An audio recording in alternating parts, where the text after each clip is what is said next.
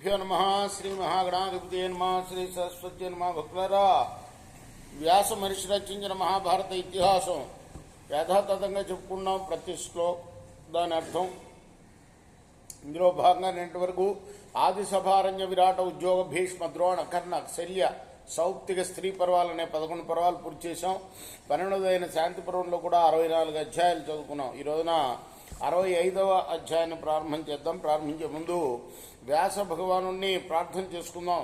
వ్యాసాయ విష్ణు రూపాయ వ్యాస రూపాయ విష్ణవే నమో వై బ్రహ్మనిదయే వాసిష్ఠాయ నమో నమః. నారాయణం నమస్కృత్య నరం చైవ నరోత్తమం దేవీం సరస్వతిం వ్యాసం తతో జయముధీరయే. సమర్థ సద్గురు సాయినాథ్ మహారాజ్ కీ జై. ఇంద్ర ఉవాచ ఏవం వీర్యః సర్వధర్మోపపన్నః క్షాత్రః శ్రేష్ఠ సర్వధర్మేషు ధర్మః బాల్యో యుష్మాభిర్లోకహితైరుదారైః విపర్యయే స్యాదభవః ప్రజానాం. ఇంద్రుడు అంటున్నాడు, రాజధర్మం ఇంత శక్తివంతమైంది, సర్వధర్మాల విజ్ఞానంతో నిండింది, అన్ని ధర్మాల్లో కూడా ఉత్తమమైనది. లోకహితం కోరే మీ వంటి ఉదారులు దీన్ని రక్షించాలి. అలా కాకపోతే ప్రజలకు ఉనికే మిగలదు. భూ సంస్కారం రాజ సంస్కార యోగం. మాంధాత్తోటి అంటున్నాడు ఇంద్రుడు. ఈ విషయాన్ని భీష్ముడు ధర్మరాజుకు చెప్తున్నాడు అన్నమాట. భూ సంస్కారం రాజ సంస్కార యోగం అభైక్షచర్యాం పాలనంచ ప్రజానాం విద్యాద్రాజా సర్వభూతానుకంపి దేహత్యాగంచాహవే ధర్మమజ్ఞం. పంటలు పండించడం అంటే భూ సంస్కారం అంటే భూమిని సంస్కరించి పండించడం. అలానే రాజ సంస్కార యోగం, రాజులు సంస్కరింపబడాలంటే వాళ్ళు యజ్ఞాలు చేయాలి. అలానే అభైక్షచర్య, భిక్షం ఎత్తకుండా ఉండటం. పాలనంచ ప్రజానాం, ప్రజలను పాలించడం.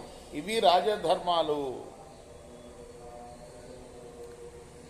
భూమిని సంస్కరించాలంటే మరి ప్రజలు పంటలు పండించేందుకు వీలుగా భూమిని సంస్కరించాలి. అయితే ఎత్తుపల్లాలు లేకుండా చక్కగా చేయాలి. ఇది డ్యూటీ, రాజు డ్యూటీ అన్నమాట. అలానే యజ్ఞాలు చేయటం అంటే తన్ను సంస్కరించుకుంటాం. అది భూమిని సంస్కరించాలి, తన్ను సంస్కరించుకోవాలి, భిక్ష ఎత్తకుండా ఉండాలి, ప్రజలను పాలించాలి. ఇవి రాజధర్మాలయ్యా. అంతేకాదు సర్వప్రాణుల దయ ఉండాలి రాజుకి. అలానే ప్రాణాలు యుద్ధంలో పోవాలి అనుకోవాలి ఎప్పుడు కూడా రాజు. త్యాగం శ్రేష్టం మనయో వైవదంతి సర్వశ్రేష్టం యత్ శరీరం త్యజంతః నిత్యం యుక్తా రాజధర్మేషు సర్వే ప్రత్యక్షంతే భూమిపాలాయ దైవ. త్యాగం శ్రేష్టం అని మునులు అంటారు. రాజధర్మాసక్తి గల రాజులు నిత్యం శరీరాన్ని వదులుతున్నారు. ఇది మనం ప్రత్యక్షంగా చూస్తున్నాం. అందుకే ఇది అన్నింటిలో కూడా శ్రేష్టమైనది. బహుశ్రుత్వా గురు శుశ్రూషయాచ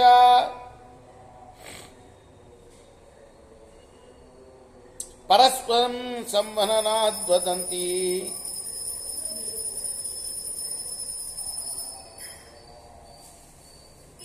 నిత్యం ధర్మం క్షత్రియో బ్రహ్మచారి చరేదోకో ఆశ్రమం ధర్మకామ. చాలా శాస్త్రాలు చదవడం, గురు శుశ్రూష చేయడం, యుద్ధంలో పరస్పరం చంపుకోవడం, వీటితో క్షత్రియుడు బ్రహ్మచారి ఆశ్రమ ధర్మం ఆచరిస్తున్నాడని చెప్తారు. సామాన్యార్థే వ్యవహారే ప్రవృత్తే ప్రియాప్రియే వర్జయన్నేవ యత్నా చాతుర్వర్ణ్యస్థాపనా పాలనాశ్చ తైస్థైర్యోగ్నై స్థైర్యోగైర్నయమైరౌరైశ్చ సర్వోద్యోగైరాశ్రమం ధర్మమాహు క్షాత్రం శ్రేష్టం సర్వధర్మోపపన్నం స్వస్వం ధర్మం ఏన చరంతి వర్ణాన్ తాం తాం ధర్మానవ్యథార్థ వదంతి.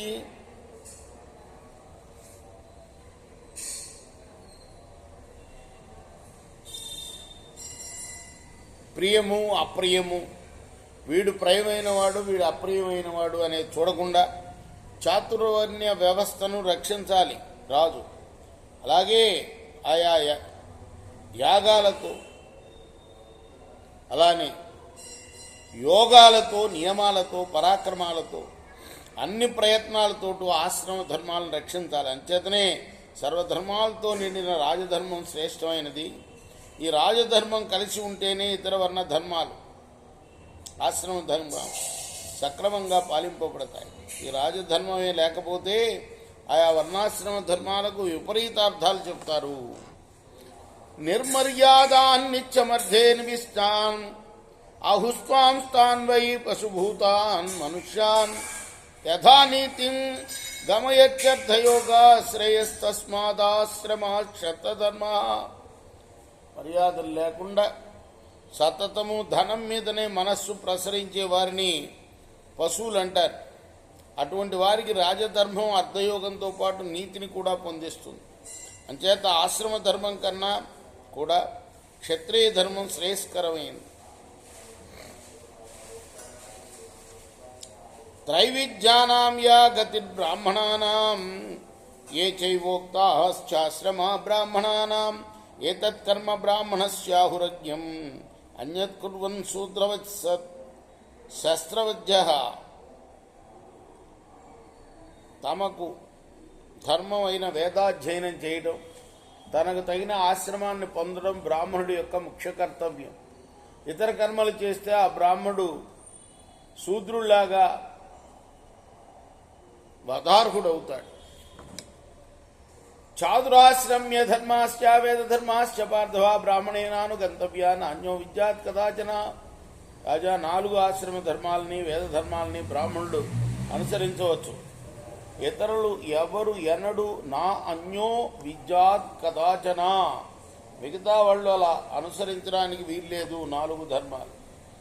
అన్యథా వర్తమానస్య నాసో వృత్తి ప్రకల్ప్యతే కర్మణా వర్ధతే ధర్మ యథా ధర్మస్తథైవ సా.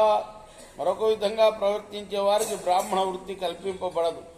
కర్మచేతనే ధర్మం వృద్ధి పొందుతుంది. ధర్మాన్ని మానవుడు ఎలా వృద్ధిపరుస్తాడో అలాగే అతడు కూడా వృద్ధి పొందుతాడు. యో వికర్మస్థితో విప్రహ న సమానమర్హతి కర్మస్వం వోపయుంజానాం అవిశ్వాస్వం హితం విదు. తనకు విరుద్ధమైన కర్మం ఆచరించే బ్రాహ్మణుడు గౌరవార్హుడు కాదు. తన ధర్మకర్మను ఆచరింపని వారిని నమ్మదగిన వాడని అంటారు.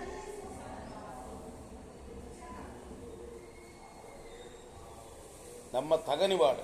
ఏతే ధర్మ సర్వవర్ణేషు లీనా ఉత్కృష్టవ్యా క్షత్రియైరేష ధర్మ తస్మాత్ జ్యేష్ఠ రాజధర్మా నచాన్యే వీర్య జ్యేష్ఠ వీరధర్మామతామే. ఈ ధర్మాలన్నీ అన్ని వర్ణాల్లోనూ కలిసిపోయాయి. వాటిని క్షత్రియుడే ఉద్ధరించాలి. అది క్షత్రియ ధర్మం. అందుకే రాజధర్మాలు ఉత్తమాలు, ఇతరులు కావు. నా మతంలో క్షత్రియ ధర్మంలో బలపరాక్రమాలు ప్రధానాలు అని ఇంద్రుడు మాంధాతోడు చెప్పాడు. రేపు మనం 13వ శ్లోకం నుండి కొనసాగిద్దాం. కృష్ణార్పణమస్తు. సాయి కృష్ణార్పణమస్తు. స్వస్తి ప్రజాభ్య పరిపాలయంతాం న్యాయేన మార్గేణ మహిమహీషా. గోబ్రాహ్మణేభ్య శుభమస్తు. నిత్యం లోకాः సమస్తాः సుఖినో భవంతు. కృష్ణార్పణమస్తు. సాయి కృష్ణార్పణమస్తు.